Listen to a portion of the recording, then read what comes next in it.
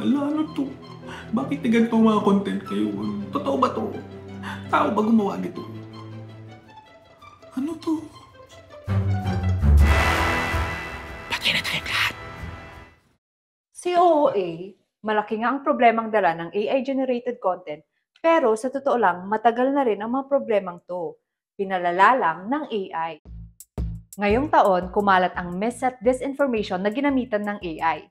Nabanggit sa una naming video na sa 386 articles na inilabas namin tungkol sa online myths at disinformation, 24 dito ay tungkol sa mga AI deepfake.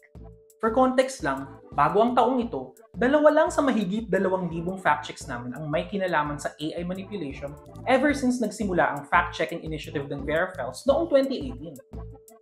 Pero ano nga ba ang epekto nito sa pangkaraniwang Pilipino? At sa darating na bagong taon, ano ang pwede nating New Year's resolution para mapigilan o mabawasan ang paglipanan nito? Bagong mukha lang ng matagal ng problema ng disinformation sa ating bansa ang mga deepfake. Dahil mas accessible na ang AI sa paggawa ng content, mas buwibilis na rin ang pagdami at pagkalat ng disinformation. Ang litratong ito ng isang gamot na di umano nakakapagpagaling ng prostatitis. So, delikado, nakamamatay, ayaw natin yon. Gaya na lang nitong mga AI-generated disinformation na na-fact-check namin ngayong taon. Ayon din sa mga eksperto na nakausap namin, mas lalong malilito at bababa ang tiwala ng publiko sa kahit anong content na makita nila online, totoo man ito o hindi, dahil sa AI disinformation. Ito ang sabi ni Alex Mahadevan, Director ng MediaWise, isang NGO na nagtuturo ng media literacy sa Amerika.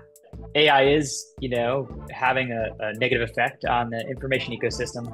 The more people learn about AI-generated content being out there, they're less likely to trust things that go against what they believe. Ganito rin ang pagtingin ni Dominic Ligot, founder ng Data Ethics PH. No one will trust video evidence anymore, diba? Or images.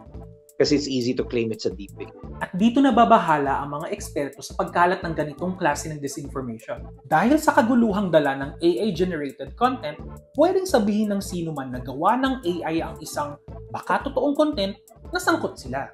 Ito ang tinatawag nilang liar's dividend. The liar's dividend is the idea that generative AI is not necessarily going to have an impact because it's going to fool people with synthetic content, but it gives bad actors the ability to call anything that is critical of them AI. May video raw ang isang politiko na umamin sa isang kababalaghan.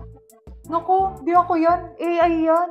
Although it's a good thing that people are skeptical about any video they see, yung bawi nga nun is later on, kung kailangan mo na siya gamitin as evidence, hindi mo na siya magamit. Parang ganun yung problema ng liar's dividend. Sa paparating na eleksyon, maaari kayang makaapekto ang AI? Oo raw, sabi ni Doc Ligot. Nangyari yan over the elections, diba? Si Villafuerte. May parang audio clip of his link that was leaked. And he was saying bad things about another candidate. And then he was the first to say, deepfake yan. And the fact na punta na sa lexicon ng politicians yung deepfake means it can be used in both cases, whether to promote malicious intent or to try to fight malicious intent or maybe incorrectly attribute malicious intent. Pero sabi ni Mahadevan, mas effective ang cheapfakes kesa deepfakes sa pagpapakalat ng kamalian sa ngayon. I always believe that cheapfakes are more dangerous than deepfakes. It's a lot easier to fool someone with authentic content that has been stripped of context. Mas madali raw kasing gumawa ng cheapfake kesa sa deepfake. Magka-cut ka lang ng audio, mag-e-edit ka lang ng video. Tapos pwede mo ring lapatan ng dubbing para sabihin na, actually, lahat ng sinasabi ko ngayon ay mali at walang basihan sa katotohanan. Also, mata pobre ako at lahat kayo pangit. Saan ang galing yun? Oy, hindi ako mata pobre. Di niya dinala yung part na pangit. Pero isa rin sa mga prediction ni Mahadevan sa mga darating na taon ay mas lalagana pa ang paggamit ng AI sa mga susunod na eleksyon. I would not be surprised if in the Philippines that ahead of the upcoming election you see a similar distrust of content online because now people know about AI generated content. So, ano ang pwede natin gawin para makasabay sa pagbabago na dulot ng AI? Sabi ni Mahadevan, isa rito ang pagpapatibay ng media literacy programs. The other thing that governments can do is mandate media literacy training in schools. So kids of all ages should be having this same discussion that we are having right now. They should be learning about how deepfakes work. They should be learning about how cheatfakes work. And they should be learning all of the things that I talked about today about doing reverse image searches and being able to identify the source, being able to understand that you can't just trust everything online. Sabi naman ni Ligot na maganda ring ipinapakita natin sa mga tao kung ano ba talaga ang itsura ng mga deepfake sa pamamagitan ng deepfake galleries. Pag nakakita sila ng deepfake, usually it's taken down agad. So walang parang public memory na nangyayari.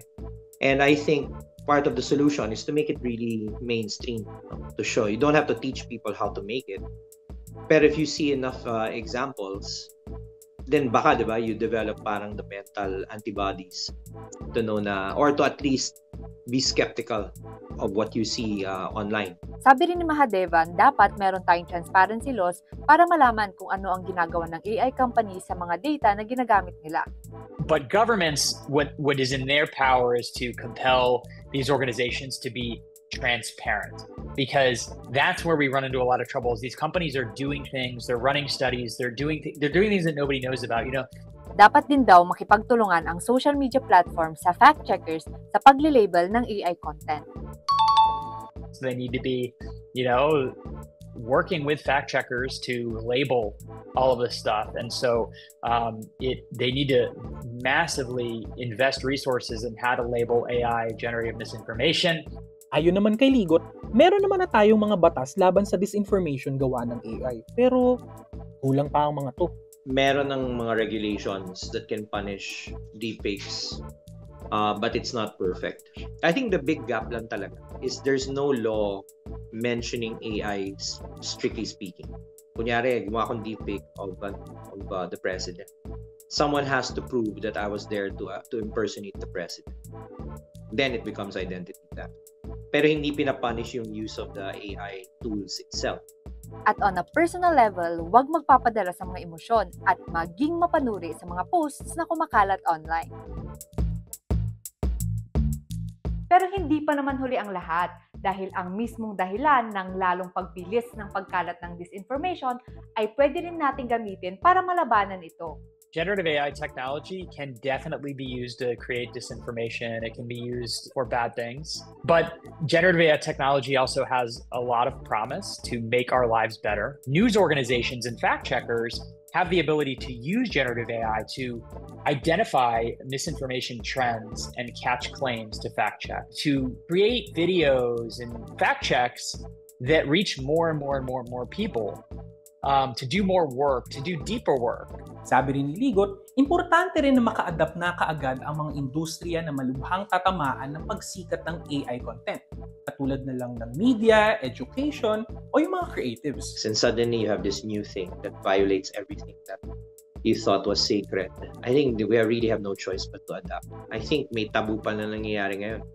People don't want to admit or they don't want to use AI.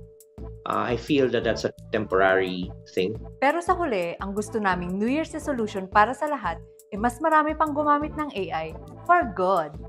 In the same way, the bad guys start using the tools, yung mga good guys sana can also pick it up. I think generative AI does hold a lot of promise to make our lives better, but we just have to make sure the good guys are using it and the good guys are winning.